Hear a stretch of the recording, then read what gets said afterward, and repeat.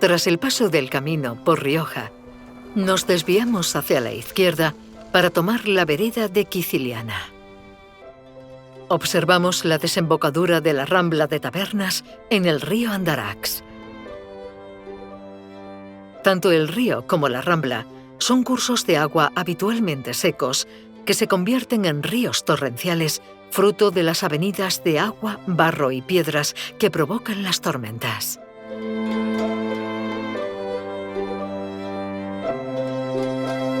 Antes de tomar este camino, es posible disfrutar de varios puntos de gran interés paisajístico. Superamos el pueblo de Rioja y nos dirigimos a la venta de La Briojal, punto fundamental en el camino real que tras la conquista de los reyes católicos comunicaba Almería con los pueblos del interior. Las ventas, como las casas de postas, eran lugares de parada y avituallamiento. En la actualidad, esta venta sirve para el envasado y almacenamiento de naranjas, limones y otros cítricos. Desde allí, accedemos al paraje natural del desierto de Tabernas, paraje que se extiende por los municipios de Gádor, Santa Cruz de Marchena, Alboloduy, Gérgal y Tabernas. Este paraje, situado entre las sierras de Alamilla y de Filabres, es considerado el único espacio desértico propiamente dicho de todo el continente europeo. El paisaje está constituido por un conjunto de cárcavas atravesado por wadis, ríos torrenciales del desierto. Es un paisaje de gran interés geológico y un espacio que sigue siendo escenario de producciones cinematográficas. No en vano, en la frontera entre los municipios de Gádor, Rioja y Tabernas, encontramos un pequeño palmeral que sirvió para recrear un oasis en la película de Lawrence de Arabia.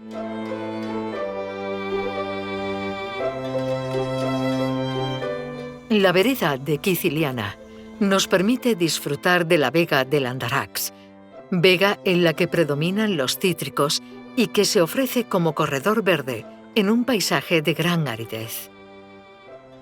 Es un camino medieval de origen romano, constituyendo en época romana uno de los tramos de la calzada que unía Portus Magnus, la actual Almería, con Nazi, la actual Guadix. En 1899 se encontraron dos estatuas del Buen Pastor del siglo IV, en época de Constantino, estatuas que se encuentran en el Museo Arqueológico de Almería.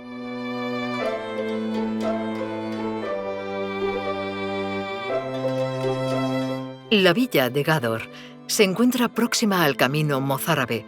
Accedemos a ella tras cruzar el puente del río Andarax.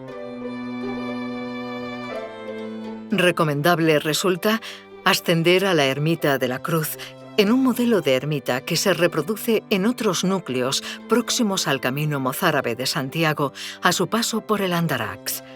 Se trata de una ermita de planta cuadrada, con una cubierta en forma de cúpula, de reminiscencia árabe, conocida como cuba.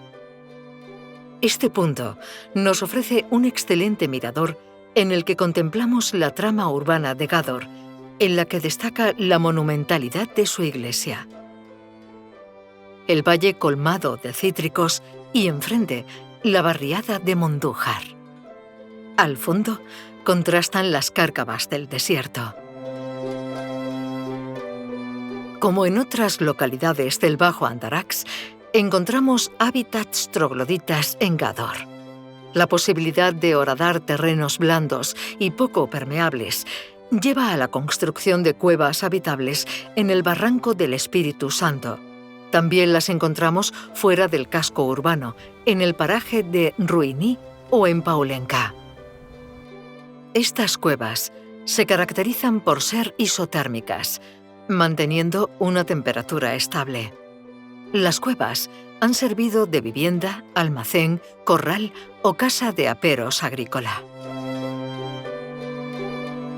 La iglesia de la Virgen del Rosario domina toda la trama urbana de Gádor, situada en una colina central en la que en el siglo XVI se construye una iglesia mudéjar, siendo preciso construir una iglesia de mayor porte en el siglo XVIII. En la iglesia contrastan dos estilos arquitectónicos, fruto de la sucesión de dos planes constructivos. En 1768 se inician las obras conforme al proyecto de Vicente Sánchez, con una clara impronta barroca.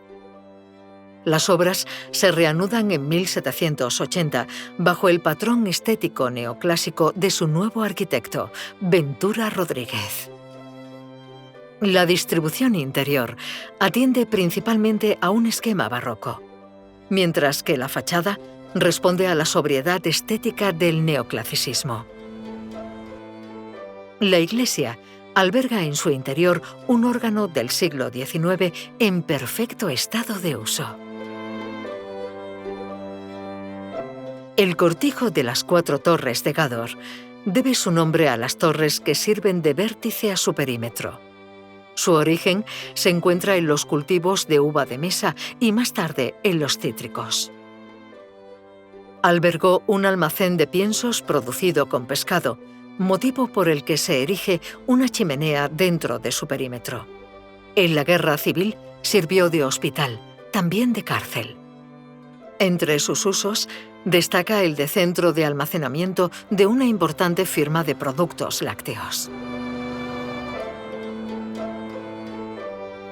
Gádor reconoce la importancia de la naranja en su historia contemporánea, motivo que le lleva a organizar eventos que giran alrededor de este cítrico y a erigir un monumento en época reciente. El municipio de Gádor cuenta con un pasado minero, pasado que se localiza en un lugar conocido como Las Balsas. En 1879, las concesiones mineras denominadas La Familia y La Gracia permiten iniciar la explotación de minas de azufre, actividad que contribuyó a la creación de un núcleo de población denominado Las Minas. El azufre se empleaba para sulfatar la gran extensión de parrales de la provincia de Almería. También se exportaba como ácido sulfúrico.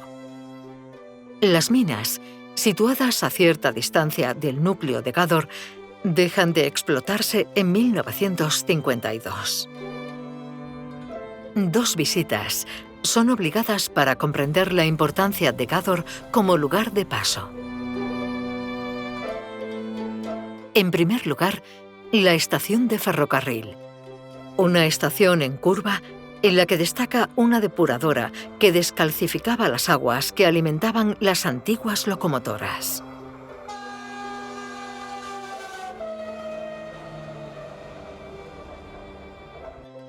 En segundo lugar, la Torre del Castillejo, resto de una fortificación que desde época califal, entre los siglos IX y X, vigilaba el acceso a la ciudad de Almería por el río Andarax, camino de Al-Ándalus que el geógrafo Al-Idrisi describe desde Córdoba y Guadix hasta Almería.